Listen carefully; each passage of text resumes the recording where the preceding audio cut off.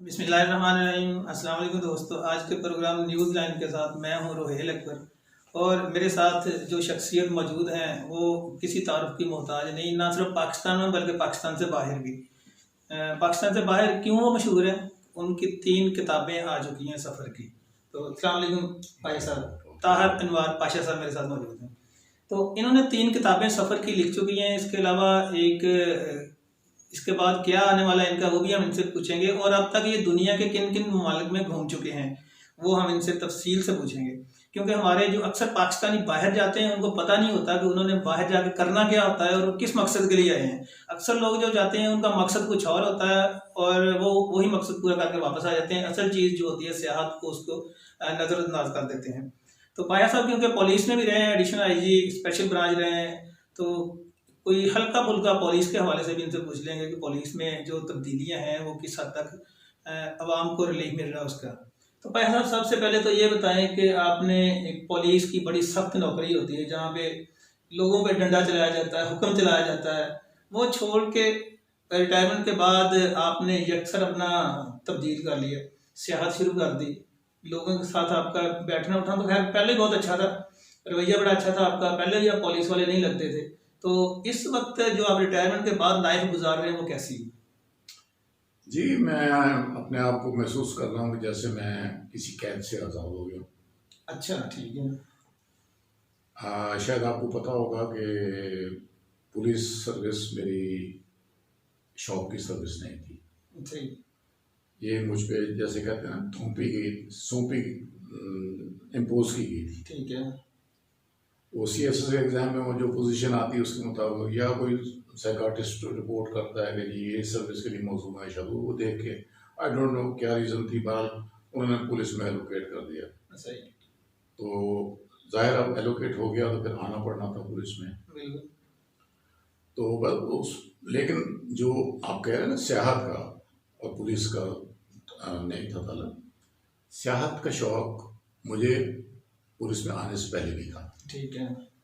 बल्कि बचपन में मेरे 3 शौक हुआ करते थे। सही। एक लिखना, ठीक है। और बचपन से मुराद यानी स्कूल के ज़माने में सही। लिखना, सियाहत करना और मुसव्वरी। अच्छा। मुसव्वरी। ठीक है। तो जब फिर कॉलेज में आया तो लिखने का शौक तो जारी रहा। तो वो उसी उसमें जो उस वक्त मैं अफसाने लिखता था। ठीक है। अफसाना नगारी बड़ा मुश्किल काम है। हाँ, तो वो पहले बच्चों के सफ़े से शुरू किया, जैसे हर बंदा करता है, हर राइटर करता है। फिर मैं अफसाने लिखने लग गया। तो कॉलेज मैगजीन में जब हम एक मुकाबला होता था, मैं अटक से बिलोंग करता हूँ। ठीक है। और अटक के कॉलेज का माहौल बड़ा अदबी है। सही। और उसके लिए कॉलेज मैगजीन का जब एडिटर इलेक्ट करना होता है और उन्हें सिलेक्ट करना होता है, उसके लिए बकायदा मुकाबला करवाते हैं। मुकाबला करवाया तो मेरा अफसाना उसमें पहले नंबर पे आया, मुझे उसको एडिटर बना दिया। नंबर। इस तरह मेरा शौक चलता रहा। मैं उस ज़माने में भी लिखता रहा, सही। अखबारों में भी लिखता रहा, डाइजेस्ट वगैरह में भी लिखता रहा।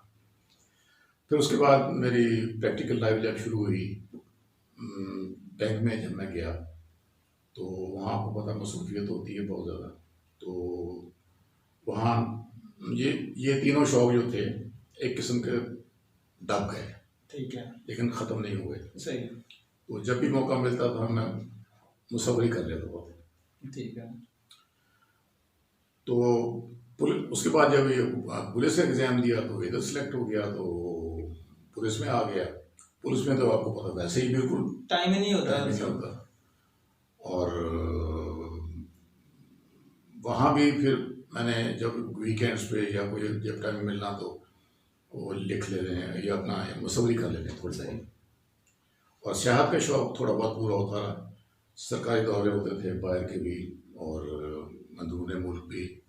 जिस शहर में जाना, जिस जगह पोस्टिंग होनी, मसलन बहाल पोस्टिंग हुई है, सबसे पहला काम जाकर थरावड़ फोर्ट देखना। अच्छा। उसके बाद जाके सारे महल देखना। सही सही। फिर आपको पता ही है, आप भी महल हाँ जी, मेरा ताल्लुक भी बहावलपुर से है, तो वहाँ की सारी जगह सारी देखनी। फिर रहीम खान में जाके, क्योंकि मैं बस DIG था तो रहीम खान का चार्ज भी था। सही। रहीम खान के वो शहर सेहत का महल है उधर, वो देखा। फिर इस तरह मतलब बहावलनगर में गए तो बॉर्डर पे चले गए, मतलब सहरा में रात गुजार ली, मतलब इस तरह मतलब एडवेंचर करते रहे, शौक पूरा होता रहा। या छुट्टी लेके बाहर के मुल्क चले गए।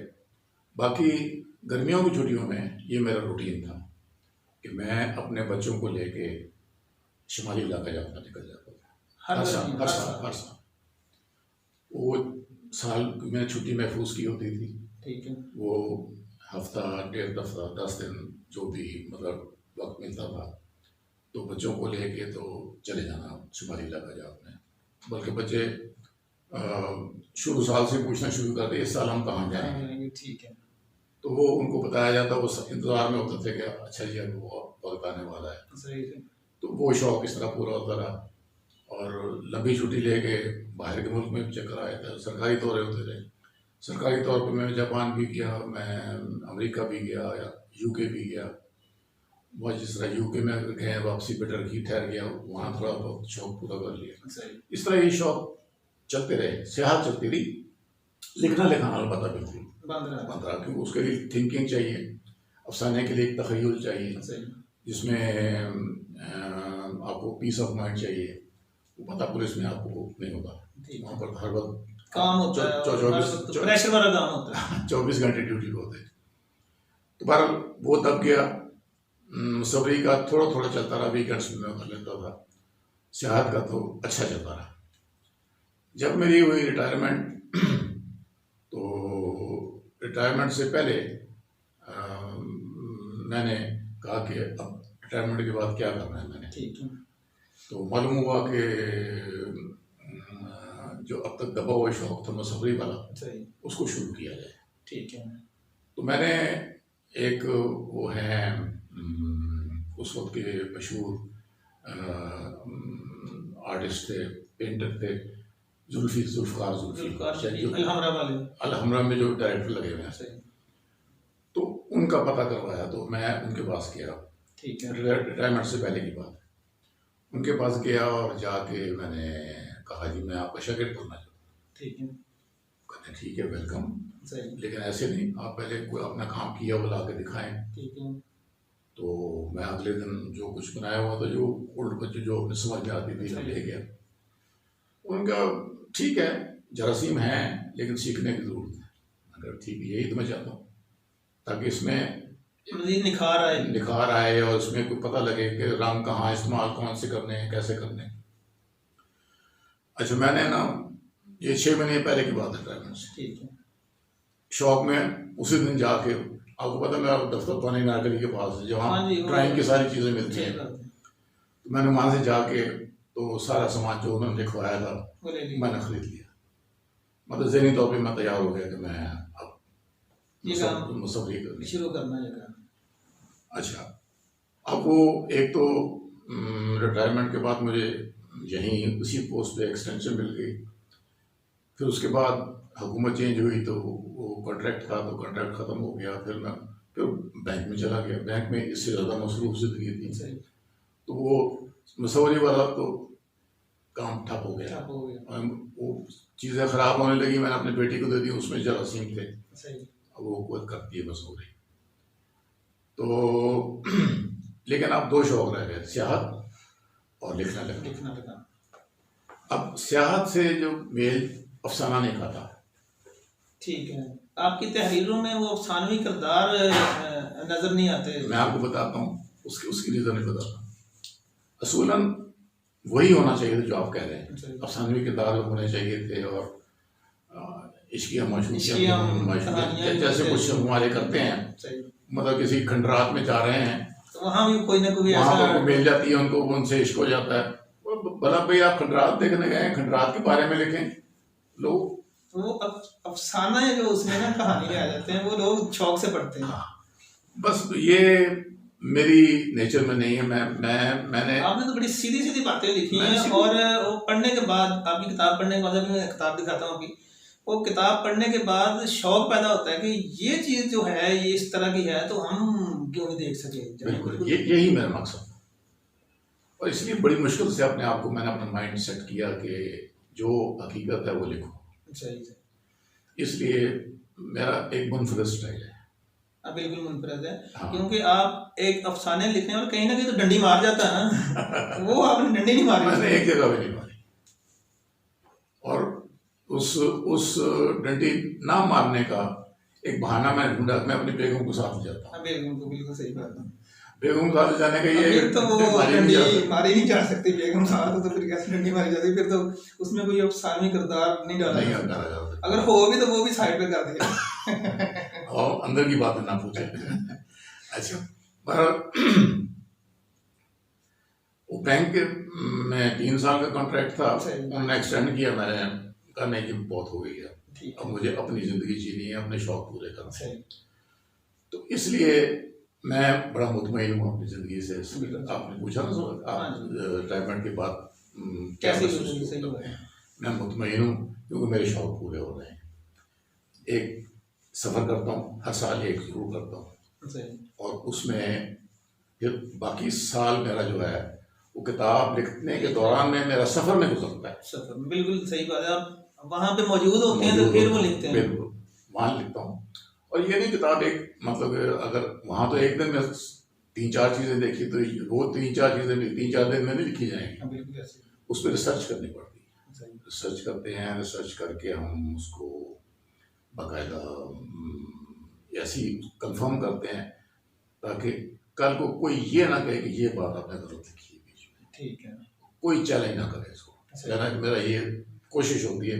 आगे अल्लाह बेहतर जानता है कि शायद कोई ऐसी चीज़ हो जो मैं गलत भी लिखती हूँ, लेकिन आज तक मुझे किसी ने कहा नहीं। सही।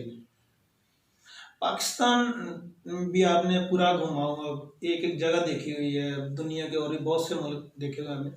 सबसे खूबसूरत मुल्क कौन सा है? पाकिस्तान। पाकिस्तान में लोग सैर के लिए क्यों नहीं आते? क्या वजह है? अगर इतना खूबसूरत है तो दुनिया के लोग क्यों नहीं आते पाकिस्तान? उसकी वजह आपको पता है, जो हालात थे और पाकिस्तान की इमेज थी दुनिया में। और लेकिन अब आपको पता है कि पाकिस्तान नंबर 1 डेस्टिनेशन है वर्ल्ड की इस वक्त। ठीक है। ये जो एसोसिएशन वर्ल्ड की बनी हुई है ना, टूरिज्म एसोसिएशन, उन्होंने पाकिस्तान को नंबर 1 डेस्टिनेशन करार दिया है। इसलिए अब वो जो दहशतगर्दी वाला माहौल खत्म हो गया।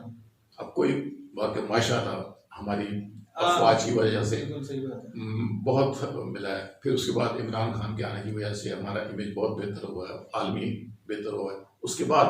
और इमरान खान ने भी काफ़ी अपनी कोशिश की है कि सियाहत को प्रमोट करने में बहुत हद तक उनकी कोशिश है। और इंशाल्लाह एक दिन ये जिस तरह लोग थाईलैंड जाते थे या मलेशिया जाते थे या इंडोनेशिया, बाली जाते थे, पाकिस्तान आया करेंगे।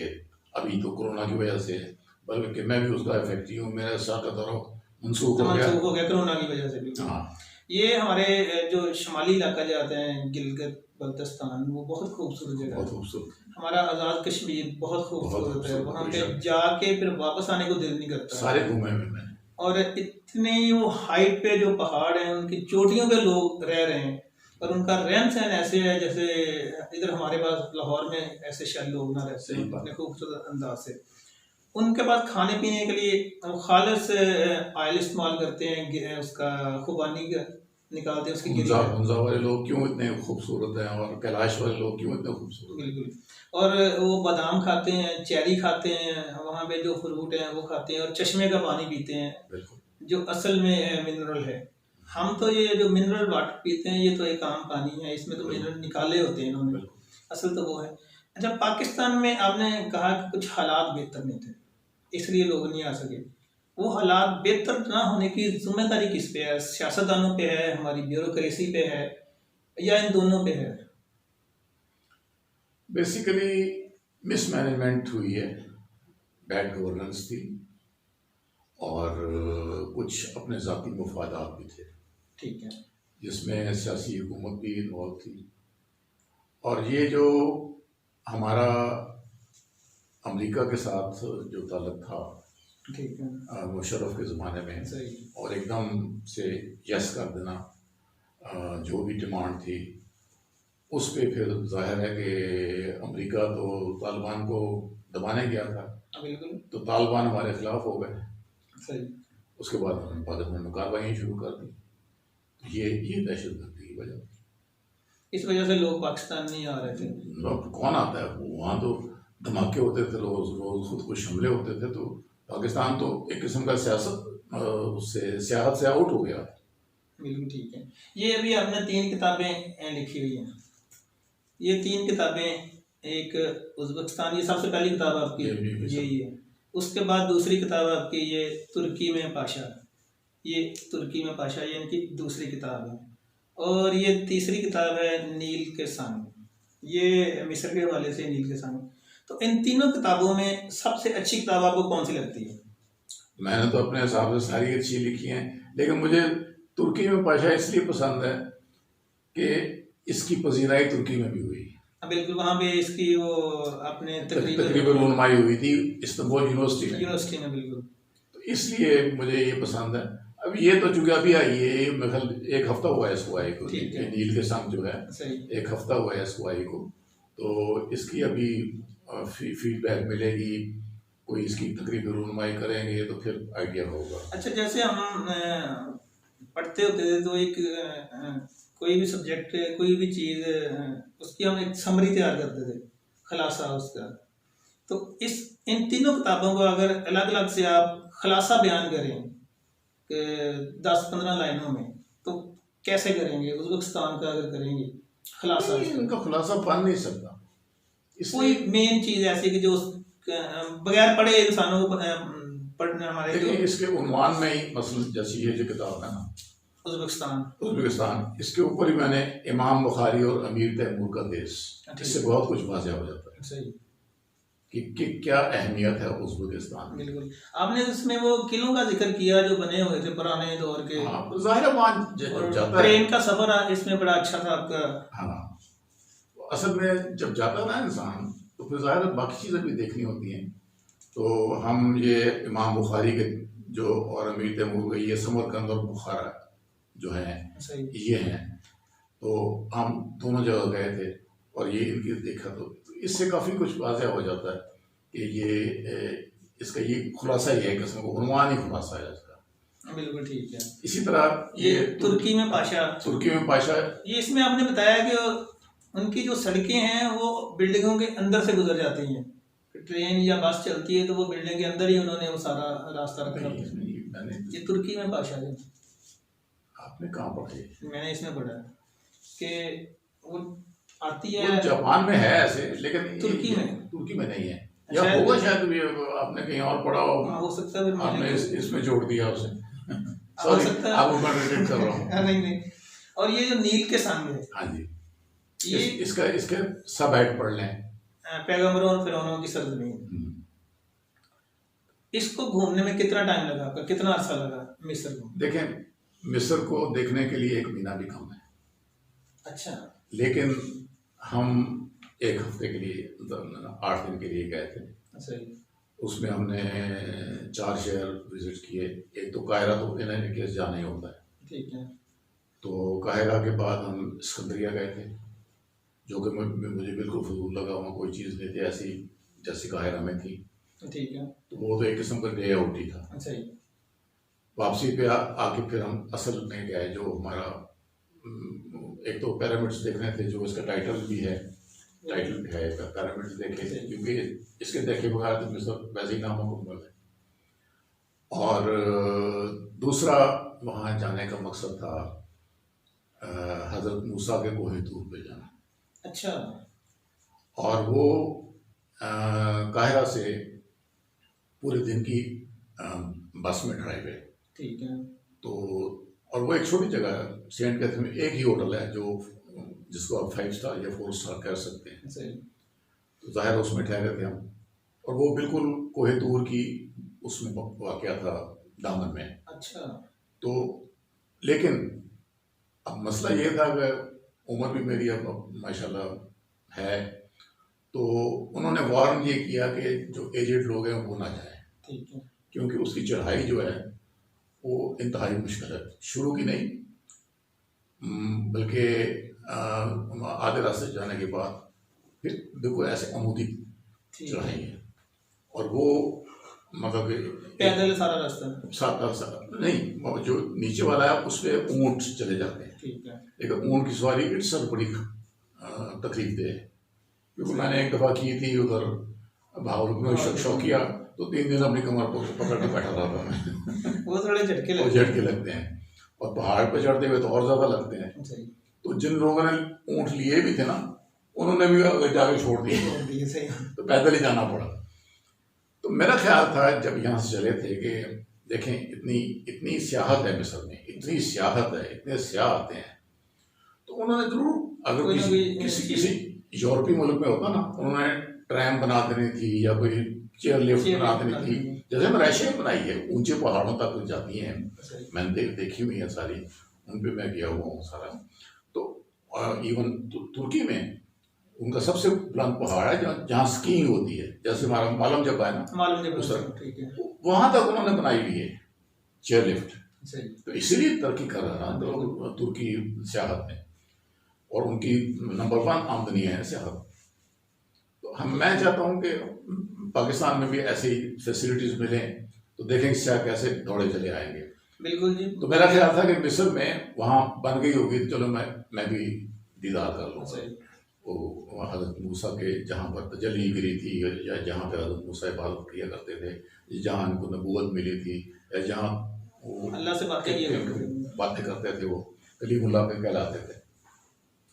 तो वो अपना जो इसे कहते हैं ना, हम गए तो बड़े शौक से, वहाँ जाके जब गाइड ने बताया कि ये इशू होंगे, तो बेहतर है कि जिनको सांस की तकलीफ है, ठीक है, या जो एजेड हैं, हम में से हमारा कोई 26 बंदों का ग्रुप था, ठीक है, उसमें से सिर्फ 15 तैयार हुए फिर जाने के लिए, बाकी लोग किसी न किसी कैटेगरी में आते थे। तो हमने भी, बेगम मेरी मुस्लिम थी, मैंने जरूर जाना है, ठीक है, मैंने कहा भाई आप भी इतनी जवान नहीं हो, चढ़ाई बहुत ज़्यादा है और ये है वो है, हाँ तो घोड़ा होता ना, हाँ जी, तो फिर मैं चला जाता, क्योंकि घोड़े पे मैंने ट्रेनिंग ली हुई है, मैं पुलिस में तो घोड़ों की ट्रेनिंग, हाँ वो ट्रेनिंग दिलवाते हैं। बल्कि मेरी जो फर्स्ट हुई थी अटैचमेंट आर्मी में, वो नकियाल में हुई थी, पहाड़ी इलाके में, सही। और फ्रंट लाइंस पे हुई थी, FDLs पे। तो वहाँ जो कर्नल साहब थे वो मुझे साथ ले जाते थे घोड़े पे, हम दोनों घोड़े पे जाते थे पहाड़, तो इसलिए मुझे घोड़े को कोई फिक्र नहीं। मैं कहा चलो कम से कम घोड़े होंगे तो चला जाऊंगा, जो अगली चढ़ाई किसी न किसी तरीके से कर लेंगे। तो पता लगा सिर्फ ऊँट है, घोड़े तक नहीं थे, खच्चर होते या घोड़े होते तो मैं चला जाता। तो ये वो था, लेकिन मैंने उसका हल ये निकाला, अपना एक दोस्त बनाया, अच्छा, बहुत ज़्यादा वो अच्छा, वो हाइकर था, ठीक है, वो हाइकिंग करता था, ज़ाहिर मैंने कहा इससे तो जाना ही जाना है। तो उसने अपना सिंगर भी बना था, उसने सारा रास्ता बड़ी अच्छी कराओके में सिंगिंग करके सारी बस को बहलाए रखा। दोस्ती हो गई उससे। उसे मैंने कहा कि आपने जाना है ना, कहना बिल्कुल जाना है। मैंने कहा आपने आके सुबह मुझे सारी स्टोरी सुनानी है, ठीक है, वो मैंने फिर आपके रेफरेंस से, आप इन्वर्टेड कॉमर्स में करके आपकी रेफरेंस से कोट करनी है, सही। वो फिर मैंने मतलब कारी को महरूम क्यों रखूं, बिल्कुल सही बात है, कारी को पता होना चाहिए, चीज तो वही है ना। हाँ, तो उसने फिर सारी फोटोग्राफी भी की मेरे लिए, सारी उसने वहाँ पर वीडियोस भी बनाई, सारा मुझे दी। उससे मुझे ऐसे लगा जैसे मैं खुद गया हूँ, लेकिन मैं फिर भी मैंने उसके हवाले से वो भी किया। तो ये दूसरा ये था। तीसरा जो तफरीही पॉइंट ऑफ व्यू शर्म शेख का, ठीक है, वहाँ गया हूँ। शर्म शेख एक ऐसा जगह है जिसको आप इंटरनेशनल कह सकते हैं। आप नाम सुना होगा? हाँ जी, बिल्कुल सुना होगा। वहाँ पर अक्सर अमन कॉन्फ्रेंस हैं और ये और वर्ल्ड इवन IMF वगैरह के इजलास, वर्ल्ड बैंक के इजलास भी होते हैं, क्योंकि बड़ी खूबसूरत जगह है, साहिल है, हर होटल जो है साहिल में बना हुआ है। तो वहाँ हमने बड़ा इंजॉय किया। वो हमारा आखिर में था, तो हमने इंजॉय किया, तो रिलैक्स भी किया, इंजॉय भी किया। तो वहाँ से वापसी भी फिर हम काहिरा आए, तो फिर नील का क्रूज और ये इसका थोड़ा सा आपको तकरीबन बता। ठीक है। अच्छा, पाकिस्तान में दो इस वक्त गवर्नमेंट की सरपरस्ती में चलने वाले दो इदारे हैं टूरिज्म के हवाले से, एक PTDC और एक TDCP है। इन दोनों का पाकिस्तान की सियाहत में प्रमोशन के हवाले से कोई किरदार है?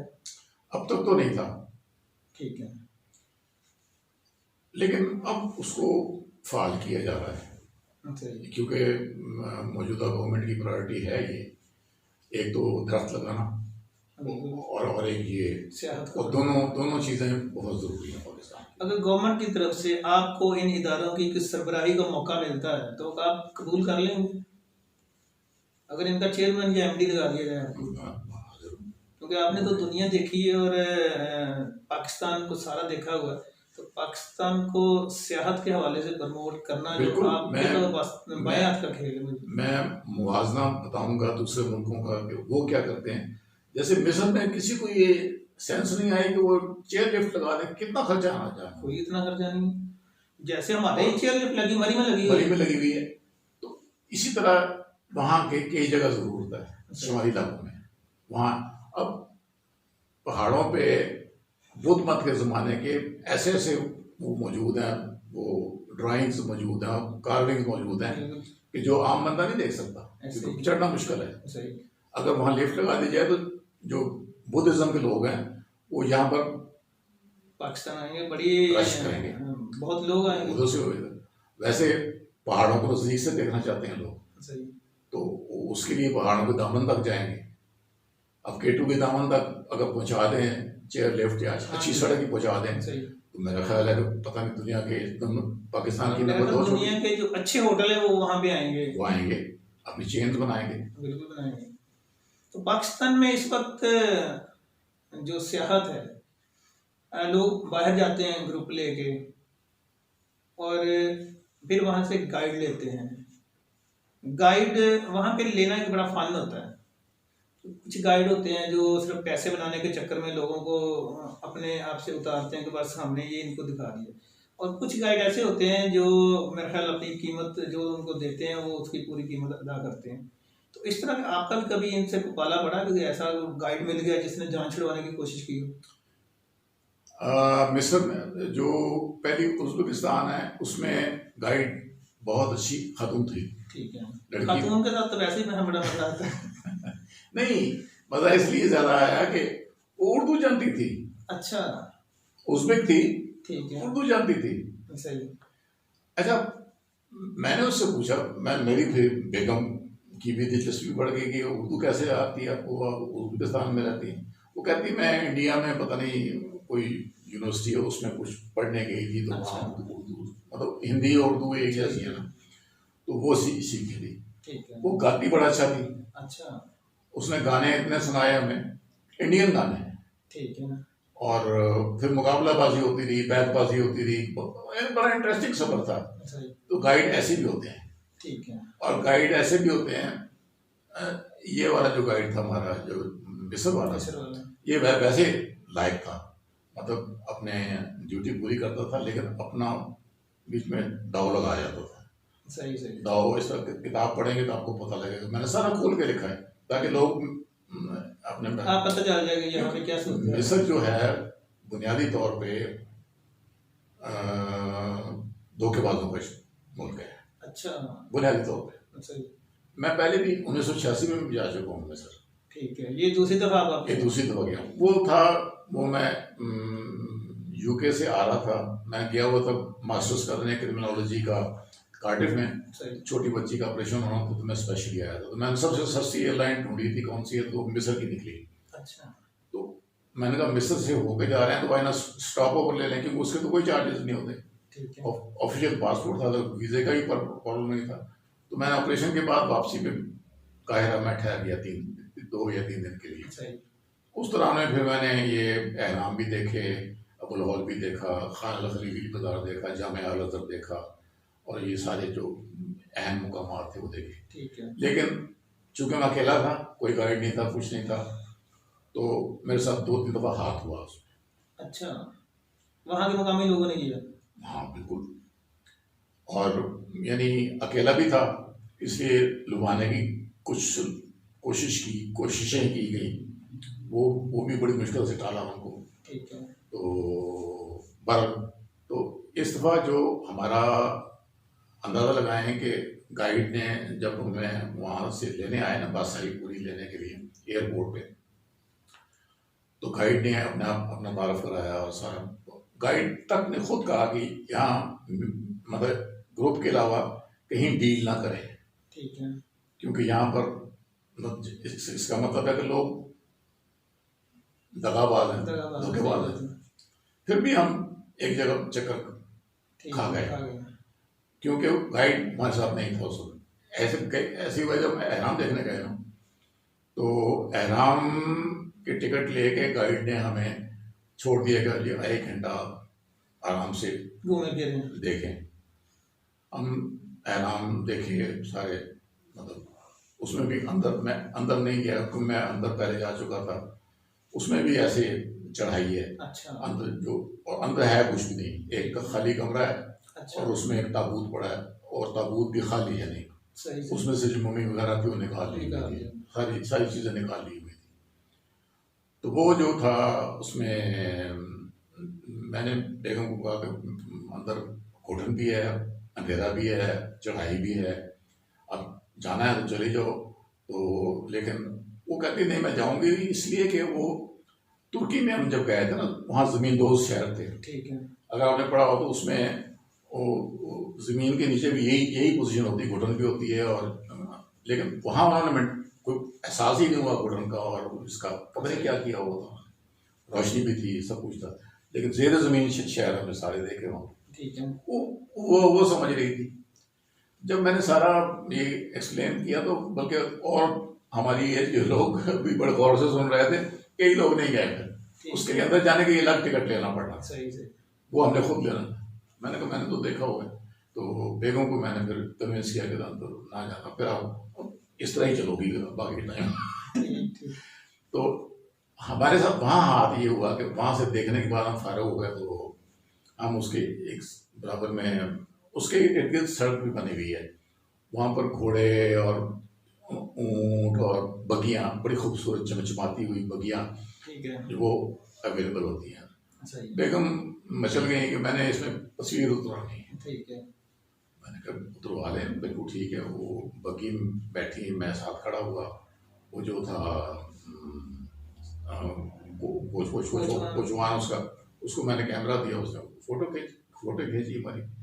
खैर कैसी भी खींची, एक इसमें शामिल है तस्वीर। अच्छा, उसके बाद हमने उसको शुक्रिया अदा किया। मैंने कहा शुक्रिया नहीं, पैसे दें। अच्छा, तस्वीर खींचने के पैसे नहीं, बगी में बैठने के। बगी में बैठने के। मैंने कहा चलो, वो मिस्र की करेंसी पाउंड कहलाती है। ठीक है। तो मैं कहा 5-10 पाउंड ले लेगा। मैंने कहा कितने? क्या 200 पाउंड। अच्छा। अब 200 पाउंड जो है पाकिस्तानी 2000-2500 रुपये बनते हैं। ठीक है। अब 2000 रुपये में तो एक वक्त में खाना खा सकते हैं। बिल्कुल। बड़ी मुश्किल से उसको पता नहीं, मैं 50 पाउंड दे के जान छुड़ाई। तो ये हमारे साथ हाथ फिर भी हो गया। सही बात है, जितनी एहतियात की हो जाए। हाँ। अच्छा, आप एक अफसाना निगार हैं, उसके बाद स्याह भी हैं। इन सब जो चीज़ें इंसान के अंदर ये होती हैं, तो आशिक मिजाज भी होता है थोड़ा सा। तो आपने सबसे ज़्यादा हुस्न कहाँ देखा है इन मुल्कों में? हुस्न सारे मुल्कों की बात कर रहे हैं। जहाँ जो आप गए हैं, जिस मुल्क में सबसे प्यारा, जिनकी किताबें लिखी हैं, या जहाँ गए हैं, जहाँ हुस्न होता है वहाँ मैंने अभी जाना है। अच्छा। वो कोकाफ का इलाका है। ठीक है। आपको पता है कोकाफ की परियां मशहूर है। वो है आज़रबाईजान। ठीक है। वो अभी मैंने जाना है। ठीक है। बाकू लोग इसीलिए जाते हैं। सही से आप देखा, बड़ा पॉपुलर हुआ, हर बंदा बाकू चला होता है। उज़्बेकिस्तान के लोग भी हैं, तुर्की के लोग बहुत खूबसूरत हैं। अच्छा। दिल के भी, शक्ल सूरत से भी। ठीक है। दिल के मुझे इसलिए अच्छे लगते हैं कि पाकिस्तान से बहुत प्यार करते हैं। बहुत प्यार करते हैं। ठीक है। और उसकी वजह आपको पता ही है, जो हमारा साथ था उनका। और पाकिस्तान में शुरू से लेके आज तक हम इकट्ठे हैं। कंट्री के लिहाज से पूछते हैं तो पाकिस्तान के अलावा स्विट्जरलैंड खूबसूरत है, वहाँ मैं गया हूँ। नहीं, लोग खासकर लड़कियां जहाँ पे बड़ी प्यारी हैं, बड़ी खूबसूरत। लड़की तो साल मुझसे क्यों बेगम से लड़ाई करवानी। नहीं, आप अफसाना दिखा रहे हैं, अफसाने भी किरदार बड़े आप जब लिखते हैं तो जब अफसाने की तरह शामिल ही नहीं है, मैं क्यों बताऊं। नहीं, पुरानी बातें में कभी इश्क किया वैसे शादी से पहले? ऐसे सीक्रेट ना पूछें, ये आपने पब्लिक करना है इंटरव्यू, मैं घर में रहना है। ठीक है, तो अच्छा चलें अब थोड़ा सा पुलिस के हवाले से बता दें। जी फरमाएं। ये एक वाकया हुआ अभी, ये गुजरपुरा के करीब जो मोटर वाला बड़ा मशहूर हुआ है। वो आपके इधर डीएचए से खातून जा रही थी और पूरी दुनिया में वो फैल गया वो वाकया, क्योंकि वो बाहर की नेशनल थी, खातून नेशनलिटी थी उसके पास, और उसके साथ ये वाकया हुआ तो वो फिर पूरी दुनिया में फैल गया। और उसमें पुलिस का किरदार कहीं नजर नहीं आता। पुलिस ने मुलजमों को पकड़ने के लिए कोशिश की हो, कि भाग दौड़ की हो। पुलिस को जितने भी मुलजम पकड़वाए सारे वो मुख्तलिफ एजेंसियों ने पकड़वाए अपने सोर्स से। तो पुलिस को अगर ननकाना साहब में वो आबद गया, अपनी साली के पास बैठा रहा, आधा घंटा बैठा रहा, वहाँ पे लोगों ने कॉल की 15 पे कि ये आबद बैठा हुआ है। तो पुलिस गई है, ये पुलिस है और यहाँ से 5 फुट की दूरी में वो आबद खड़ा हुआ है। पुलिस को देख के वो इनके बिल्कुल सामने से वो भाग गया, पुलिस उसे नहीं पकड़ सकी ननकाना से। तो इसी तरह बाकी आजकल जो जराइम होते हैं, पहले देख लें जो जराइम होते रहे हैं, अब भी वही हैं। हमारी मंशियात पहले तो सिर्फ चर्स होती थी, शराब होती थी, अब आइस आ गई है, कोक आ गई है, और ये गली मोहल्लों में बिक रही है। यहाँ तक कि पुलिस थानों के जेरे साया ये सारा काम हो रहा है, शरेआम हो रहा है। मैं एक लिस्ट देख रहा था, थाना ये इधर का है यतीम खान के पास था। वो लिस्ट में सारे मुजरिम जो उनके पास इश्तिहारी, उनके पास जो वांटेड लोग थे, या जो मंशियात का कारोबार करते थे, जो जुए का काम करते थे, वो सारी उनके पास लिस्ट थी, उनका एड्रेस था, उनका नंबर था। और मैं उन लोगों को जानता हूँ कि वो लोग अभी भी मौजूद हैं, थाने में उनकी लिस्टें मौजूद हैं कि ये काम ये करते हैं, ये बंदा जुआ करता है, ये शराब फरोख्त करता है, ये चर्स बेचता है, ये कोक बेचता है, ये आइस बेचता है, और वो अभी तक हैं और थाने में उनकी लिस्टें हैं, मगर वो काम शरेआम हो रहे हैं। अब आइस जैसा नशा हमारी यूनिवर्सिटियों में चला गया है, हमारे कॉलेजेस में चला गया है, यहाँ तक कि हमारे जो हाई लेवल के स्कूल हैं जहाँ पे 9th-10th की क्लासें लगती हैं, वहाँ पे भी शौकिया पहले लोग बच्चे सिगरेट पीते थे, वो नशे पे लग गए। इन सारी चीज़ों के फैलाव का जिम्मेदार समझते हैं कि पुलिस है। बिल्कुल 100%। इसलिए कि जब तक ये पुलिस कल्चर चेंज नहीं होगा, ठीक है, हम जो कोशिश करते हैं पुलिस को संभालने की, वो हिस्सों में करते हैं। सही, मतलब यानी एक बंदा आ जाता है, वो अपनी जो उसकी मंतक होती है उसके मुताबिक चलता है, सही, उतना ऐसा चले सही हो जाता है। कोई कम्युनिटी पुलिसिंग करता है तो वो उस पर शुरू हो जाता है, किसी का अपनी थ्योरी होती है वो उस पर शुरू हो जाता है। लेकिन असल जो जड़ है वो पुलिस कल्चर थाना है। बिल्कुल सही। थाना जब तक चेंज नहीं होगा, अब आपने सुना होगा केपी के पुलिस बिल्कुल वो अब से बिल्कुल चेंज है ना, पहले से बिल्कुल तब्दीली है उसमें। कि कैसे चेंज हुई? वो नासिर दुरानी साहब ने कोशिश की और चेंज हो गया। और हुकूमत किसकी थी? पीटीआई की, इमरान खान की। तो उनको आज़ादी थी कि सियासी मुदाखलत नहीं होगी।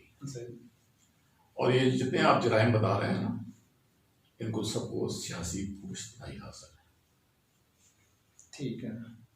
अब मसला ये है कि या तो आप थानेदार को ऐसा बना दें, अब थानेदार उसको आप इन्वेस्टिगेशन के लिए एक केस के लिए 100 रुपए देते हैं, 100 रुपए में इन्वेस्टिगेशन हो सकती नहीं हो सकती। वो क्या करते हैं फिर?